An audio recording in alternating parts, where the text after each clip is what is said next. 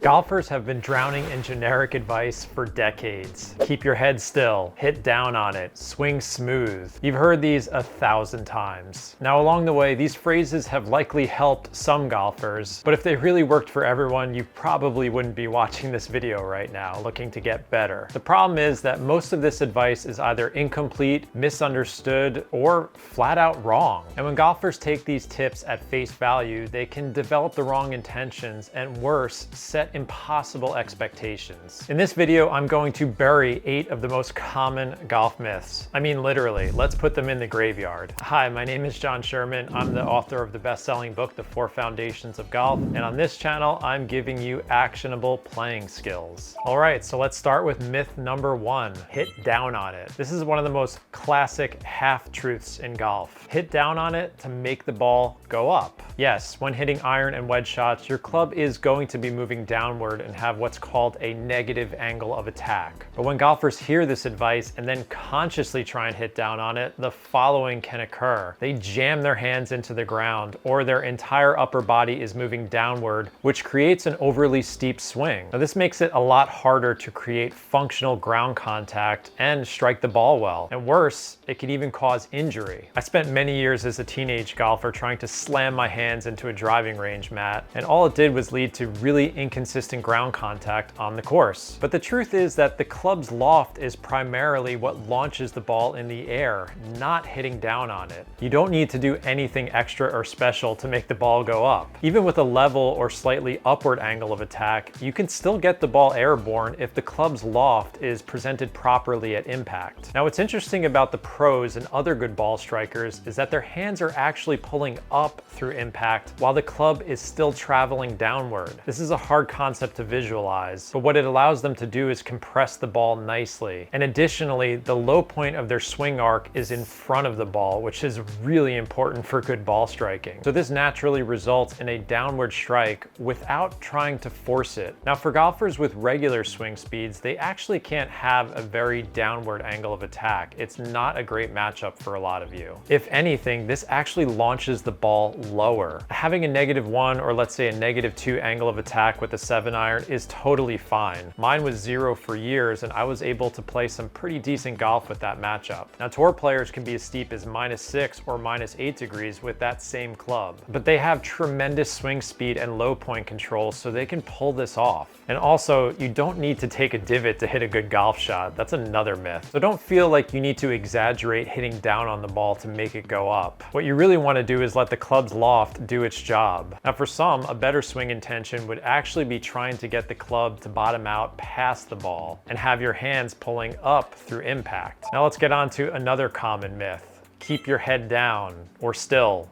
People love talking about your head not moving. How many times have you been playing and you hit a poor shot and your buddy says something like, "You didn't keep your head down"? This is one of the most persistent and I think damaging swing myths that are out there. Yes, when you do look at many pros' swings, their heads appear to be still through the impact interval. But there are also some all-time greats like Annika Sorenstam, David Duval, Henrik Stenson that allow their heads to rotate or even move up through impact. Tiger Woods' head dips quite a bit during his swing. The problem really isn't the movement or lack thereof. Again, it's the intention. When golfers try to keep their head still, it can cause a host of other issues, like stalling their chest and body from rotating, which can lead to the arms and hands flipping, which creates all kinds of impact and ball flight issues. You can lose swing speed and the athleticism of your motion. Now, I'm not here to tell you how to swing, but consciously trying to keep your head down can do a lot more harm than good for many of you. If a really good golfer has a still head through impact, it's often the byproduct of other things that they're doing well in their golf swing, but it's not something you have to force just for the sake of it. If anything, you want to promote continuous chest rotation and not focus on keeping anything still. All right, let's move on to the next myth.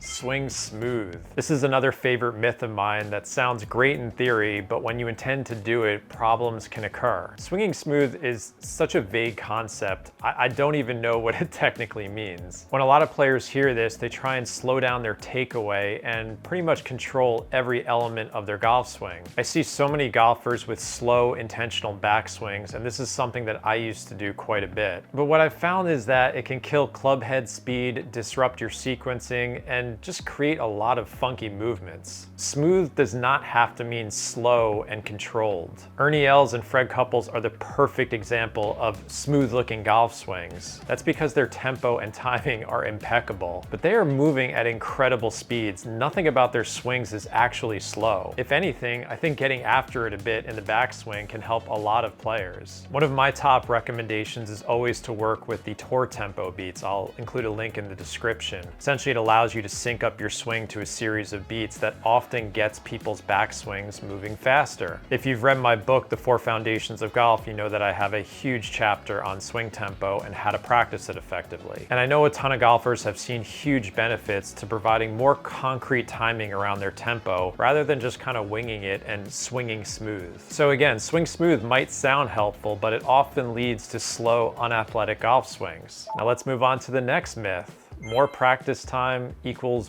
better scores. We often hear quotes from Ben Hogan like "the secret is in the dirt," or you'll see viral pictures of a pro's hands that are blistered and bloody after a marathon practice session, and it gets glorified by golfers. And it kind of convinces us that we need to slave away at the range to become a better golfer. Of course, to get better at anything, you do need to put the work in, but golf can be different. The most common complaint I get from players is that they put their time in at the range, but are not seeing results on the course. That's because showing up just isn't good enough. I used to spend hours at the range beating balls and developing a false sense of confidence. And then I'd lose my mind when that golfer was nowhere to be found when I played on the course. That's because I was not engaged properly and I was just going through the motions most of the time. I'd much rather spend 20 to 30 minutes focusing on every shot, having clear intentions, challenging myself, and most importantly, paying attention to feedback. That's better than just rifling through balls for an hour. That might be good exercise, but it's not going to move the needle in your game. Don't fall into the trap that more practice time by default will make you a better golfer. If you're doing the wrong kind of work, it can actually make you worse. That's why listeners of our podcast, The Sweet Spot, know what to do when they show up to the range. All right, here's another myth. Eliminating one side of the golf course. How many times have you heard this one? Just eliminate one side of the course off the tee and you're gonna be fine. I mean, it sounds great. Play a fade and you'll never miss to the left, hit a draw, and the right side is out of play. Every golfer on this planet has a two-way miss, even the best players in the world. Let's take Dustin Johnson as an example. Now, I believe he's one of the greatest drivers of the golf ball of all time. Big distance, tight dispersion, and he was #1 in strokes gained off the tee for multiple years. Now, when DJ switched to playing one consistent shot shape, a fade,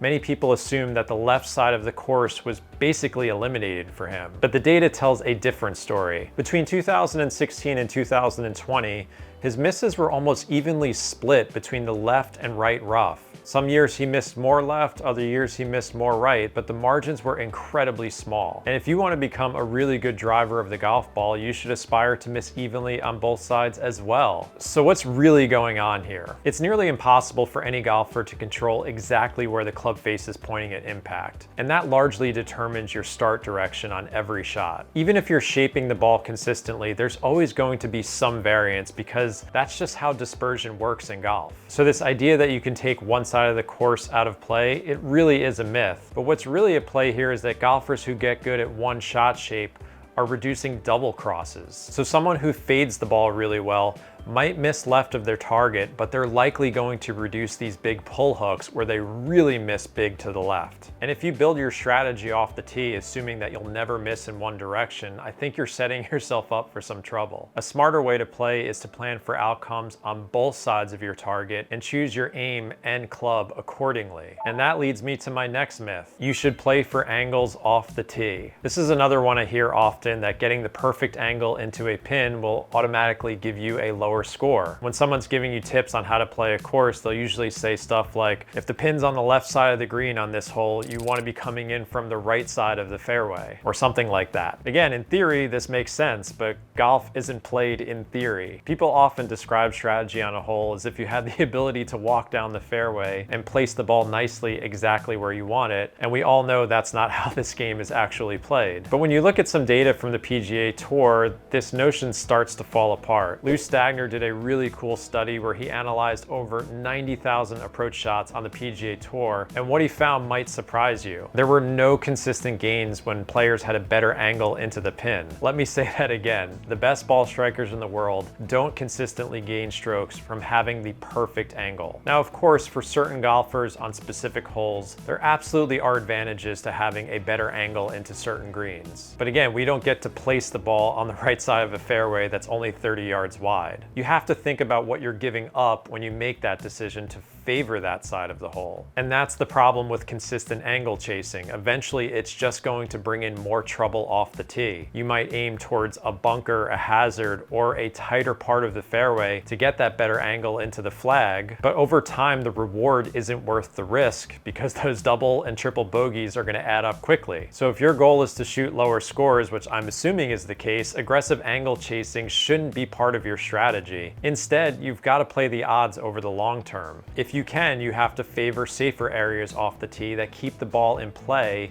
and give you a clean lie, even if it's in the rough. And the angle doesn't need to be perfect. That is efficient golf, in my opinion. Now, here's another myth that a lot of golfers believe, that you have to get off to a good start to your round. Now, I know everyone wants to hit a great opening tee shot and start your round with a good stretch of holes. But the truth is that how you start is really not a great predictor of how you're going to play that day. But what's worse, the more you believe this, the harder it is to shake off a tough opening stretch. Some of my best rounds have come with horrible first tee shots. I remember the first time I ever played in a US Open qualifier, I was so nervous on the first tee and I duck hooked my drive about 50 yards. I ended up making a good bogey and played really well that day. You just never know what's gonna happen. If you're playing 18 holes, that's a really long time. It's likely that you're gonna have different acts to your round. On a certain stretch of holes, you might struggle, on others, the game starts to feel easier again. But the timing of when this occurs is really not up to us. So try not to step onto the course believing that you have to start hot out of the gates. Instead, we wanna be more accepting of how golf naturally ebbs and flows. All right, let's tackle the last myth, that you need all of the shots. There's a myth that golfers need to have a massive arsenal of shots, draws, fades, punch shots, flop shots, bump and runs, all ready to go on command. It's kind of a romantic notion of golf, and to be honest, I love talking about it. And if you can play this way, I give you a ton of credit. You are incredibly skilled. But for a long time, I thought that if I didn't have every option available to me, that it was limiting my potential. But what I realized after a lot of heartache was that I really wasn't good at all of these shots under pressure. I could hit some cool flop shots in my backyard, but in a real round, I would either chunk it or scull it. And that cost me a lot of strokes. And it's just not fun to blade your wedge through the green on the course. Golfers often think that they have to be a shot-making artist, but that kind of creativity only works if you can execute those shots consistently. And if you can, great. But to be honest, most of us can't, and that's okay too. We don't have all day, every day to work on our games. And what helped me become a better player with limited practice time was simplifying everything. I started ripping out the pages of my golf shot menu and just committed to getting really good at a few things. Now, I try and play the game with one swing, one go-to shot shape, and I use it almost everywhere on the course. So if you find yourself overwhelmed over the golf ball trying to decide what shot to hit, maybe the answer is fewer choices, not more. Now, I know everyone watching this video has different situations, and it's possible that a cue like hitting down on the ball might help some of you. There are no 100% right answers in this game, but you have to do your best to filter what's relevant to you, because a lot of the times what we hear and what we actually do are two completely different things. And I realize that I'm just another talking head blabbing ideas on how to get better at this game. But my hope is that you got a kernel of an idea when you watch a video like this, and hopefully it helps you. As always, thanks for watching. I appreciate your time. If you found value in this video, please like and subscribe. As much as I hate saying it, it would mean a lot to me. And check out my last video where I help you decide if you should make a major swing change.